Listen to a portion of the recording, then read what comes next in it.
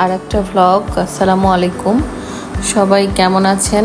তো আমি আজকে দেখাচ্ছি সেটা হচ্ছে আমি চুলে দিচ্ছি স্ট্রিক্স। চুলটা আমি গোসল করে আসছি, তো একটু স্ট্রিক্স দিয়ে নিচ্ছি চুলে, যাতে চুলে এই সিরামটা খুবই উপকারী, সবাই অবশ্য জানে। তো আমি, যারা জানে না তারা তো আজকেই জানবে। তো যাই হোক, আমি এটা আমার চুলে খুব হালকা পরিমাণেই দিতে হয়, তো এটা আমি হালকা পরিমাণে আমার চুলে দিয়ে নিচ্ছি। এবং এরপরে আমি যেটা করব সেটা হচ্ছে যে চুলের, তো মনে করেন যে আমি অনেক পরিমাণে হিট দিই, তো সেজন্য চুলের হিট প্রোটেকশনও আমার আছে। এই যে এটা হচ্ছে হিট প্রোটেকশন V&G এর, তো এটাও আমি একটু দিয়ে নিব আমার চুলে। তো চুলে দেওয়া শেষ হয়ে গেলে আমি এটাকে খুব ভালোভাবে মুখ বন্ধ করে রেখে দিব। তো যাই হোক, এটাও কিন্তু চুলের খুব উপকারী একটা জিনিস। তো আমি দেখাবো যে এটা কিভাবে দেয়।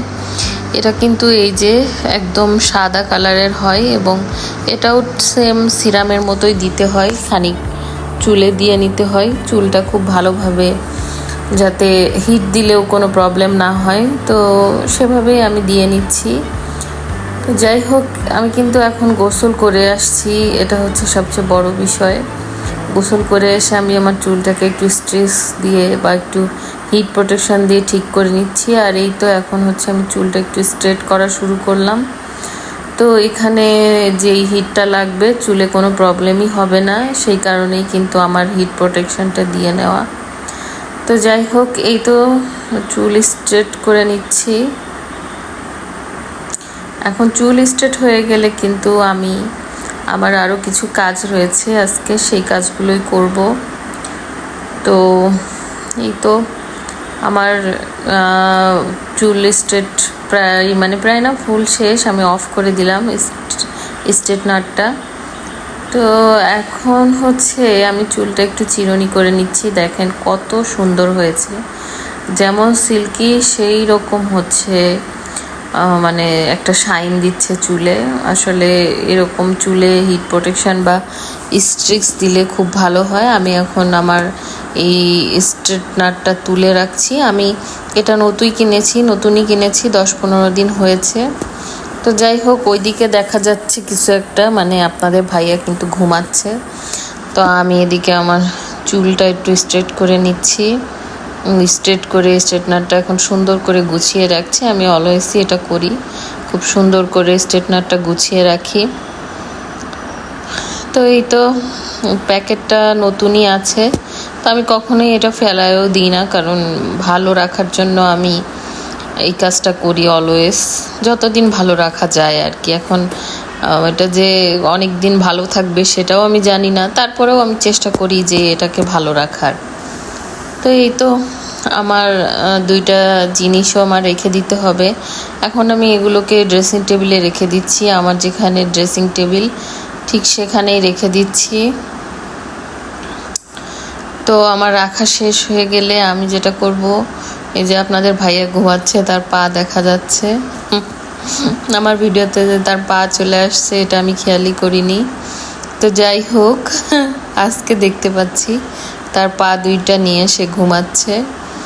তো যাই হোক, আমি এই যে আমার সব কিছু, এই স্ট্রেটনার, তারপরে হেয়ার ড্রায়ার, সব কিছু হচ্ছে রেখে দিচ্ছি একদম খুব সুন্দর করে। এখন হচ্ছে আমি যেটা করব সেটা হচ্ছে যে আমার আলমারিটা অনেক দিনই গোছানো হয় না, তো আজকে একটু টাইম পাইছি, তো সেই কারণে আমি আলমারি গোছাবো। দেখেন আমার আলমারির কি অবস্থা। এরকম অবস্থা থাকলে কেউ কি সেখান থেকে কোনো কাপড় চোপড় খুঁজে পাবে? মনে হচ্ছে যেন একটা আবর্জনার স্তূপ। তো এই স্তূপ থেকে এখন রক্ষা পেতে কি আর করার, কিছুই করার নাই। আমি এখন হচ্ছে এই স্তূপ থেকে মুক্তি পাওয়ার জন্য হচ্ছে বের হয়ে যাব, মানে সব কাপড় চোপড় নিয়ে যে আমি খাটের উপর রাখছি, যাতে করে এই কাপড় চোপড়গুলো সুন্দর করে গুছিয়ে রাখতে পারি। তো যাই হোক, আমি এভাবেই কাপড় চোপড়গুলো বের করব, সব কিছু বের করে সুন্দর করে গুছাবো, তো সেটাই দেখাচ্ছি। তো যাই হোক, এই তো একে একে সব কাপড় চোপড় বের করছি। তো তো বের করে আমি ওই যে আমার খাটের উপরে রাখবো। তো এই যে আমার গুছানো কমপ্লিট, আমি একদম গুছায় টুছায় তারপরে চলে আসছি আবার অনলাইনে। তো এই যে দেখাচ্ছি যে কি সুন্দরভাবে আমি আমার আলমারিটা গুছিয়েছি। এই যে দুই পাশেই কিন্তু এবার সুন্দর করে গুছিয়েছি যাতে কোনো প্রবলেম না হয়, এটাই হচ্ছে কারণ। তো এই তো এত সুন্দর করে গুছানো শেষ। এখন হচ্ছে আমি একটু রেস্ট নিব, তো সেই কারণে চুলটা খুলে ফেললাম।